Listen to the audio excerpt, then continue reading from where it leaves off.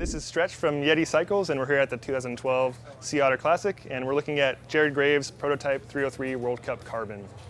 By prototype frame, it's a frame that Jared's going to be riding throughout this World Cup season, and it's kind of the process we always go through on our prototypes. So it'll go through a race team first before it goes to production, and it needs to be totally dialed in before we get there. So when it gets to production, I don't know, but we'll just kind of see how this season goes. Basically, right now it's a carbon front triangle and an alloy rear triangle.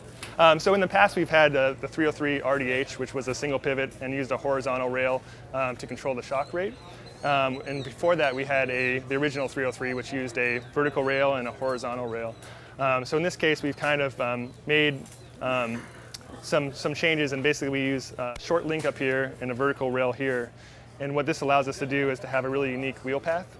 And that wheel path, what it does is initially the swing arm will have a larger amount of rotation in the beginning of the travel. And then after the beginning of the travel, from that point on, the rotation is decreasing, and the swing arm is then translating vertically. So the idea behind that is that we can create a suspension that's very efficient. And for the World Cup type tracks where it's really rough, we're just trying to get as much speed as we can as possible. So another unique feature about this bike is it uses a shock extender. So there's this alloy bit right here, and it's just extending the eye-to-eye length of the shock. And what that allows us to do is to really optimize the leverage ratio to the way that we feel is the best. And it's really straightening out the leverage ratio, so it's very linear, but also progressive at the same time. Right now, the frame is roughly about a pound lighter than the alloy frame, and we'll kind of continue to refine that as Jared goes on and tests. It has internal routing for the brake and the rear derailleur, with also integrated bump stops. So the cables are routing inside of the tube, and then they're coming out through this port right here. The port is so far forward because it allows the cables to move for the linear translation of the swing arm enough.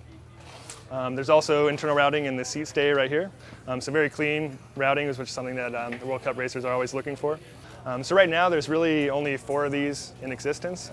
Jared has a couple to take with him throughout the World Cup season, and we also have a couple that we're riding in Colorado to test ride too. And we'll kind of increase those numbers as we go on through development. So again, this is Jared Graves' prototype 303 World Cup Carbon.